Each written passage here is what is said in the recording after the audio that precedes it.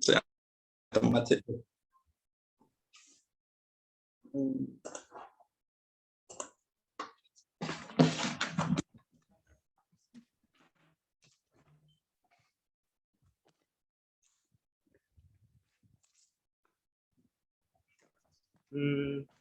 Oke teman-teman, balik lagi bersama saya Himawan Tito Sumasati. Kali ini saya berkesempatan untuk sedikit mengobrol dengan Kak Yoga. Kak Yoga merupakan seorang ketua HMPS dari Prodi PPSI Sanata Dharma. Ini merupakan podcast pertama saya. Jadi saya mohon maaf bila masih terdapat banyak kekurangannya. Halo, selamat siang Kak Yoga.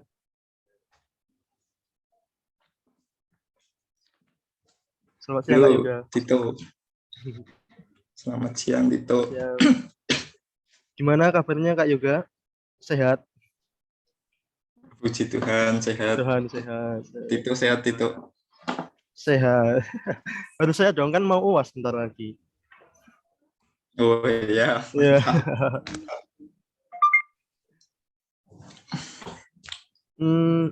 Ini Mas. Ini Kak. Oh Mas. Aduh.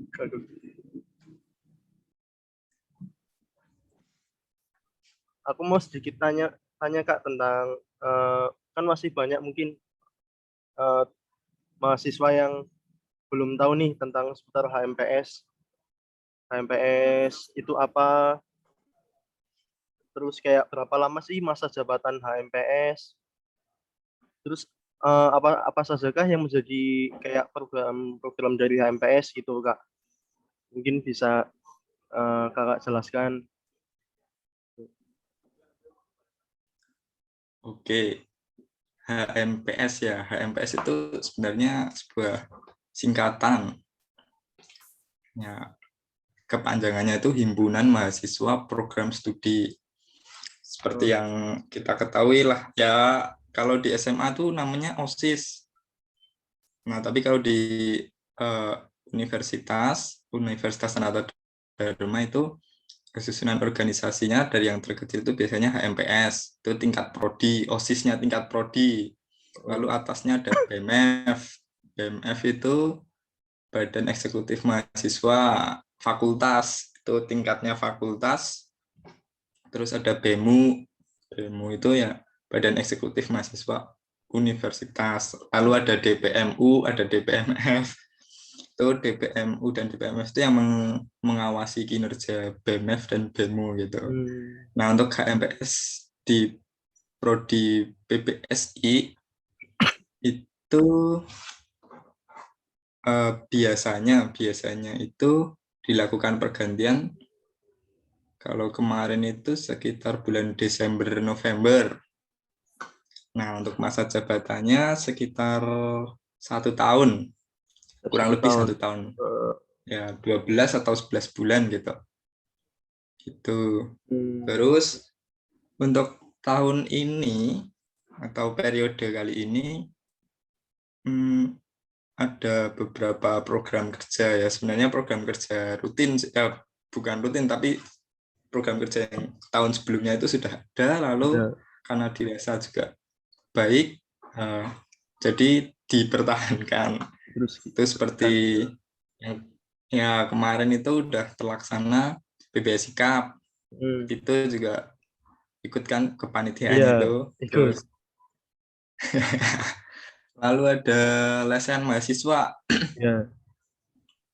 Lesehan mahasiswa itu sebenarnya tahun lalu juga sudah direncanakan, tapi belum terlaksana karena kendala pandemi itu, jadi belum tahu teknisnya seperti apa gitu. Lalu ada juga malam kesenian. Malam kesenian selanjutnya Insipro, inisiasi prodi, dan yang mendekati terakhir itu rangkaian dies, dan kemungkinan ada malam puncak dies natalis ini di semester besok. Ya, itu untuk acara-acara tahunannya ya. Nah, tapi tentu di balik itu ada juga proker-proker yang lain. Nah, contohnya seperti kalau Tito dan teman-teman mungkin cek di Instagram ada HMPS PBSI. Nah, itu teman-teman dari Pubumas yang misal upload-upload, misal ada ucapan atau ucapan hari raya atau hari pahlawan atau hari nasional gitu, teman-teman Pubumas. Lalu ada juga teman-teman dari KWU, kewirausahaan misalnya, itu mencari dana. Biasanya mencari dana ini nanti teman-teman KWU juga dilibatkan di kepanitiaan untuk mencari USDA lah, usaha dana seperti itu. Tapi MPS sendiri juga kadang juga mencari USDA untuk kas himpunan gitu. Itu beberapa gambaran lah. Nah, kalau misal penasaran langsung coba daftar aja tahun depan. Ya, semoga ini besok mahasiswa-mahasiswa dari PBSI yang melihat podcast ini tahu sama program-program yang ada dari HMPS yang Kak Yoga jelasin tadi. Siapa tahu berniat untuk bergabung HMPS, khususnya maba-maba besok. Iya dong. Oke. Aku mau tanya Kak, sejak kapan Kak Yoga mulai tertarik menjadi anggota HMPS? Dan apa yang menjadi dorongan Kak Yoga untuk bergabung dalam organisasi itu gitu? Kan banyak, mungkin kan banyak yang belum tahu pasti. Kecuali Kak Yoga sendiri. Waduh, ini pertanyaannya agak berat sih. Agak berat. Ya karena ya apa ya? Aku nggak menjawab secara tersurat, tapi nanti mungkin Tito bisa menyimpulkan sendiri Oh tersirat iya, aja ya. Jadi aku akan cerita aja lah. iya. Cerita. Jadi aku itu ikut aktif di prodi di kampus lah, aktif di kampus itu Heeh. baru mulai sekitar semester 2 atau 3 gitu. Nah, karena dulu aku masuk kuliah itu masih nyambi-nyambi kerja. Hmm. Jadi karena nyambi kerja, jadi ya pagi di kampus, sore di kerjaan sampai malam. Ya jadi nggak ini nggak nggak kober itu apa ya? Nggak sempat kayak Nggak sempet, nggak nggak keburu, niat, nggak niat. nggak sempet, nggak niat itu ikut Heeh. kegiatan organisasi atau ikut kepanitiaan gitu. Hmm. Lalu setelah itu ngecek-ngecek lagi ternyata itu ada sebuah syarat kelulusan untuk ada satu syarat kelulusan itu harus minimal berapa poin untuk ikut organisasi gitu. Iya. Nah, itu dari situ terus aku jadi mikir kalau misal aku nggak ikut nanti kasihan di akhir, karena di akhir kan berarti nanti harus banyak-banyak organisasi dan pasti materi yang apa harus dipelajari itu kan juga mungkin akan lebih berat. Nah, pikirku waktu itu seperti itu. Lalu akhirnya resign. Nah, resign itu terus aku ikut kepanitiaan. Panitia pertama kali itu aku PBS Sikap. Dulu Oh namanya iya, POP, TP. kan olahraga prodi. Nah, karena dulu masih offline atau luring, jadi ya rapat-rapat di kampus, terus kegiatannya dulu futsal, Oh, gitu. Lombanya lomba futsal sama basket, gitu. Nah, terus dari situ eh, karena udah banyak kenalan kan dapat relasi dari teman-teman angkatan 16, angkatan 17 gitu. Terus gabung lagi di kepanitiaan rangkaian Dies Natalis. Itu juga ikut bergabung lagi karena kan udah nggak kerja terus kuliah. Nah, dulu dulu itu karena masih offline ya jadi banyak banyak banyak di kampus, rapatnya di kampus gitu, terus kegiatannya juga di kampus. Terus ada baksos juga di Helen Keller gitu, hmm. sayap ibu. Nah itu tuh jadi ya mungkin pertama sih ngejar poin mungkin ya, Poin. ngejar poin kelulusan gitu. Terus kalau yang itu untuk kepanitiaan, lalu untuk yang kedua itu organisasi. Nah, bicara mengenai organisasi, sebenarnya ya jujur saja saya kadang juga kurang kurang berminat sih. Gitu. Jujur saja, kadang ya. Aku bilang kadang, yang harus digarisbawahi kadang. Nah, jadi untuk yang organisasi itu ceritanya itu dulu aku juga setelah resign di kerjaan yang pertama aku kuliah, terus aku daftar kerja lagi, jadi kuliah nyambi kerja. Nah, karena aku mikir semester kemarin udah dapet lah poin, udah lumayan. Nah, terus untuk yang selanjutnya pengen istirahat juga. Nah, ternyata waktu kerja itu tiba-tiba udah pergantian pengurus, terus aku di telepon sama pengurus HMPS-nya itu yang baru. Dia minta tolong kalau misal jadi salah satu pengurus gitu gimana. Nah, ternyata ya aku kasih tahu dulu kondisi kalau aku kerja mungkin sampai di rumah sekitar jam 10-an malam, dan kalau ada rapat rutin kemungkinan sih sambil nyambi-nyambi gitu. Nah, ternyata waktu itu si Flo itu wakil wakil ketua HMPS yang sebelumnya itu bilang ya nggak masalah sih Mas, nggak apa-apa. Nah, seperti itu. Karena Flo juga sudah mempercayai saya dan Zedli dan jajarannya itu juga mempercayai saya, ya udah, ya saya lakoni, saya jalani sebisa mungkin dengan sepenuh hati. Gitu. Tuh. Jadi kalau ditanya motivasinya apa, coba Tito simpulin sendiri. Itu Motivasinya itu mungkin motivasinya untuk ya tentu yang pertama untuk ngejar poin, ya Kak. Kedua, emang ingin bertumbuh dan berdinamika dalam kepanitiaan, pastinya lah itu. ya Di tengah kesibukannya juga. Nah, ya kalau untuk di waktu yang sekarang Kak, kan pembelajaran lagi online kan, luring kayak gitu. Luring. Nah, bagaimana Kak Yoga bisa membagi waktu di tengah kesibukan Kak Yoga sebagai mahasiswa, sebagai ketua HMPS, dan aktivitas di luar perkuliahan. Kak Yoga masih lagi sesibuk apa sih sekarang gitu? waduh, kesibukannya mencari kesibukan. Oke, cara bagi waktu ya. Cara bagi waktu ya udah dijalani aja. Keep going gitu ya. Artinya ya artinya gini, walaupun dijalani tetapi sebisa mungkin ada target-target. Nah, misal kita sebagai mahasiswa itu pasti akan dikejar deadline terus ya. Iya. Deadline tugas, apalagi tugas ya pembelajaran daring seperti ini. Dulu pertama-tama pembelajaran daring itu, wah, itu nugas tuh kayak hampir bangun tidur buka laptop, sampai mau tidur lagi tetap buka laptop, kayak gitu. Nah, tapi untungnya puji Tuhan sih bisa adaptasi gitu.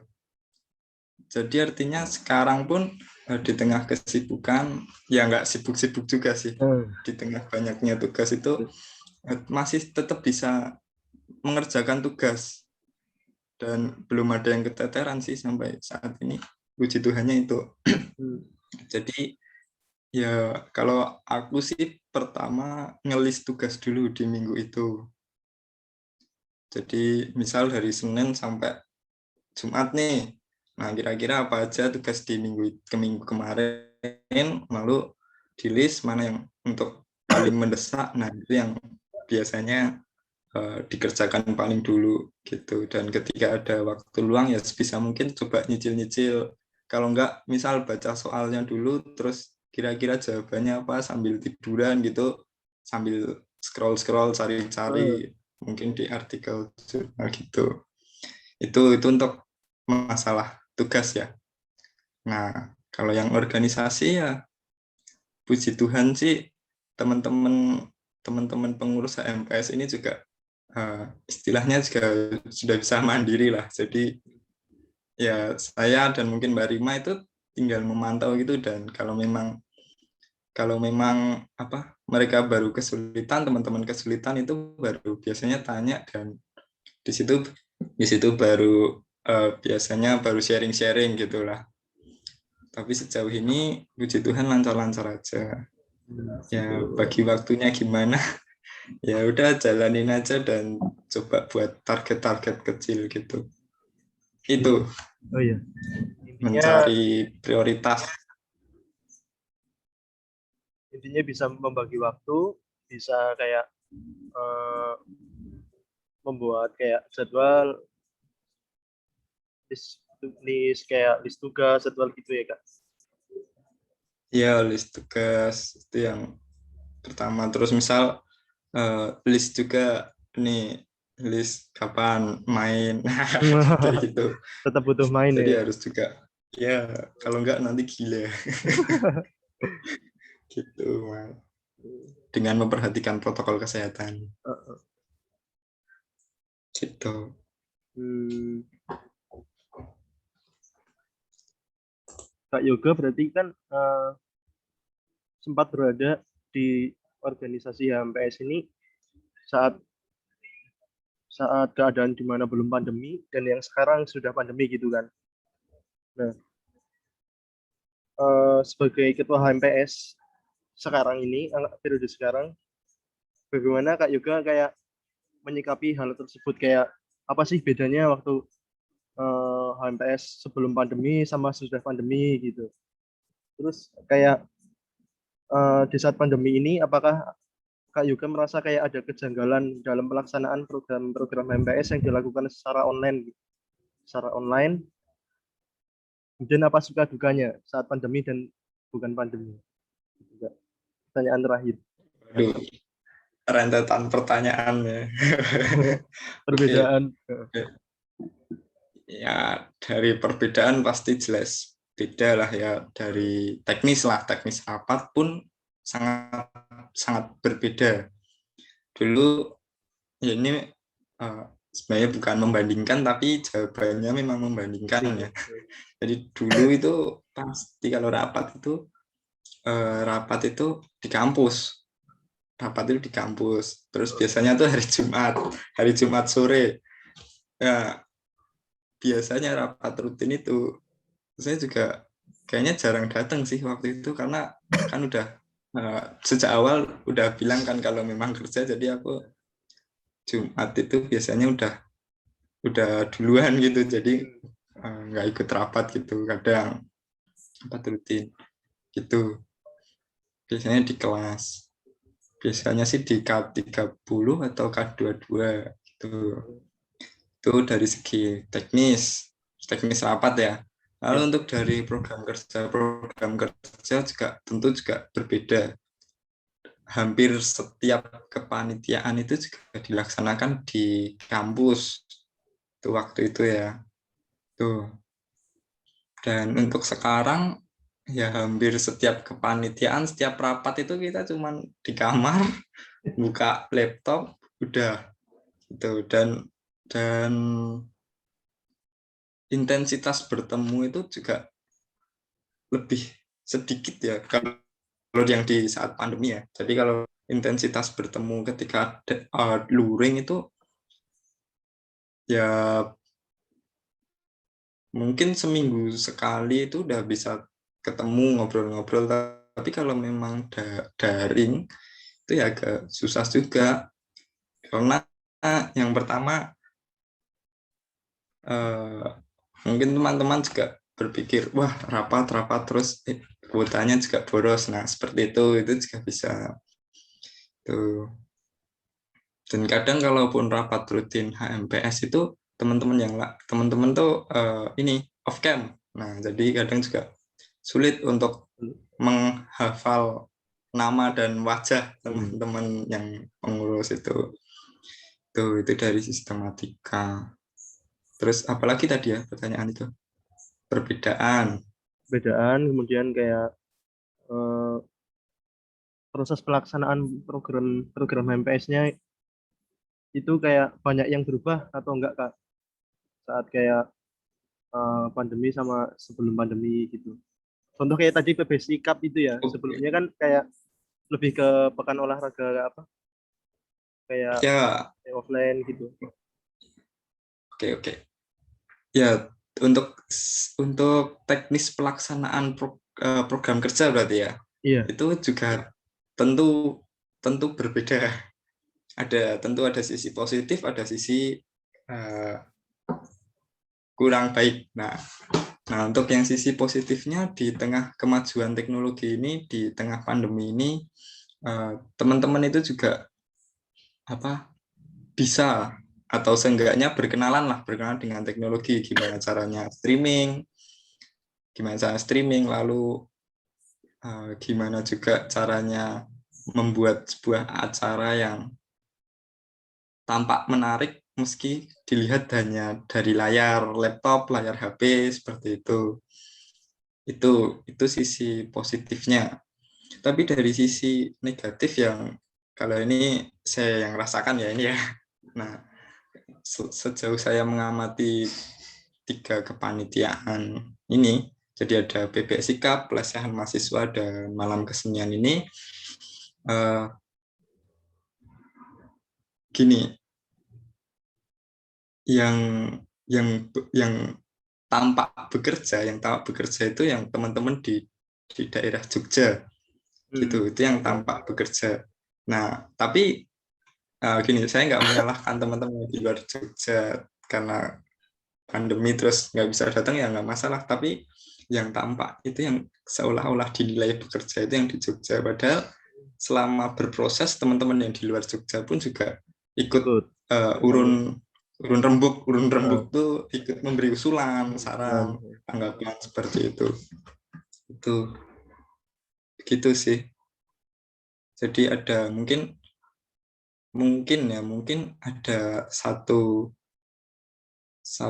omongan, satu apa ya, satu omongan itu satu apa ya eh, istilahnya, satu ada kritikan. sebuah pemikiran mungkin ya, Oke. ini aku cuman mengira-ngira, ada sebab ini mengira-ngira kok enak yang di luar Jogja kayak istilahnya cuma ngadep laptop, tapi yang di Jogja harus usung-usung lah atau nyiapin ini itu, nah kayak gitu. Itu Hmm. mungkin ada sebuah omongan yang seperti itu. Nah, itu saya melihat dari sisi kurang baiknya sih seperti itu. Jadi Iya. istilahnya biar lebih gampang, kok kesannya kurang adil. Nah, Ah, kayak gitu yang di Jogja ya, urun tenaga capek, urun tenaga yang di luar capek Jogja cuma tenaga mikir mikir gitu, mikir ya, gitu ya ya. kayak gitulah. Itu satu sisi yang kurang baik ya Baiknya. bagi saya, takutnya itu ada omongan seperti itu tapi ya udah, ya karena situasi dan kondisi kita nggak bisa menyalahkan Iya. siapa-siapa, ya udah, bisanya seperti itu, ya udah, seperti itu dilakoni baik Alon-alon gitu. asal kelakon. Yo ya, Hmm, seperti itu.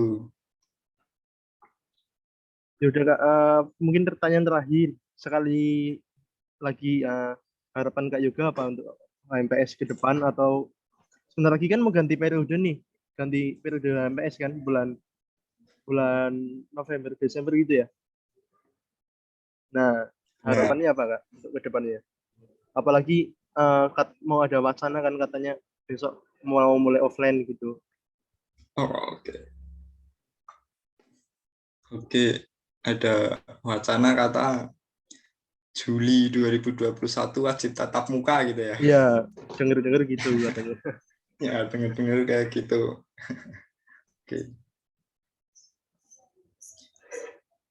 Ya, yang pertama pasti teman-teman ini, mungkin teman-teman 19, 20 yang menonton ini, eh, kelak teman-teman itu akan menjadi tulang punggungnya PBSI. Nah, bener nggak? Bener. Bener ya. Betul. Nah, jadi ketika ada kesempatan untuk mencoba, ya cobalah saja. Coba aja, nggak apa-apa. Masalah bisa atau enggak, berhasil atau enggak, itu masalah kesekian lah. Yang penting berani mencoba. Gitu. Jadi teman-teman angkatan 19-20 kalau memang ada open recruitment kepanitiaan ataupun organisasi gitu, sebisa mungkin ikutlah berpartisipasi atau ikutlah bergabung mendaftarkan diri gitu. Itu yang pertama. Karena satu, dengan ikut kepanitiaan dan organisasi, jujur aja sih sebenarnya banyak manfaatnya. Kayak contohnya aku ini jadi kenal Tito karena satu kepanitiaan di BPSIK. Terus ada juga Deulfa itu juga, atau Rima, kok ketawa gitu. Rima dan lain sebagainya, Julen. Nah seperti itu kan kayak, dan masih banyak rentetan lainnya ya. Jadi kayak lintas angkatan itu jadi kenal itu. Terus yang pertama berani mencoba, yang kedua ini jangan jadikan organisasi atau kepanitiaan ini sebuah beban. Karena kalau mindset kita ini sebuah beban ya kedepannya juga agak sulit juga, agak berat juga untuk menjalaninya. Jadi sebisa mungkin ya organisasi atau kepanitiaan ini dijadikan sebagai sarana belajar, karena di sini benar-benar belajar bagaimana menghargai pendapat teman, bagaimana harus menurunkan ego untuk mencapai sebuah kata mufakat, lalu bagaimana mencari problem solving Penyelesaian ketika masalah. ada masalah. Ya, ketika ada masalah, misal kok nggak bisa connect wifi kampus, gimana? Nah, pakai kuota ya, kayak gitulah, kayak gitu. Terus selanjutnya pesan ketiga, jangan takut akan perubahan. Ya seperti yang kita tahu dulu SMA, mungkin itu SMA masih daring, terus masuk kuliah tiba-tiba SMA masih luring, terus Luring. masuk kuliah daring, nggak tahu apa-apa, terus cuman ketemu di layar laptop ini, dan besok ada wacana juga harus tatap muka, itu kan harus beradaptasi lagi dengan menggunakan masker dan lain sebagainya ya. Jangan takut untuk terus berubah dan terus beradaptasi. Saya pernah baca sebuah buku, kutipannya itu menarik. Ketika kita tidak bisa mengubah sekeliling kita, ubahlah diri kita sendiri agar lebih mudah untuk menyatu dengan sekitar kita. Seperti itu. Jadi ya sebisa mungkin jangan menaikkan ego, tapi juga harus beradaptasi dengan situasi dan kondisi. Ya. Itu aja. Oke. Dan jangan lupa mematuhi protokol kesehatan. Kesehatan. Nah, itu. Dan jangan lupa jaga jarak gitu ya, Kak. Iya. Ya. Oke, Kak. Terima kasih atas waktunya mau menjelaskan kami tentang apa tentang kakak gimana ke HMPS, jadi HMPS, dan apa yang menjadi dapur HMPS, luar dalamnya HMPS. Semoga bisa berguna ya buat semuanya podcast kali ini. Walaupun masih banyak kurangnya. Yang oke.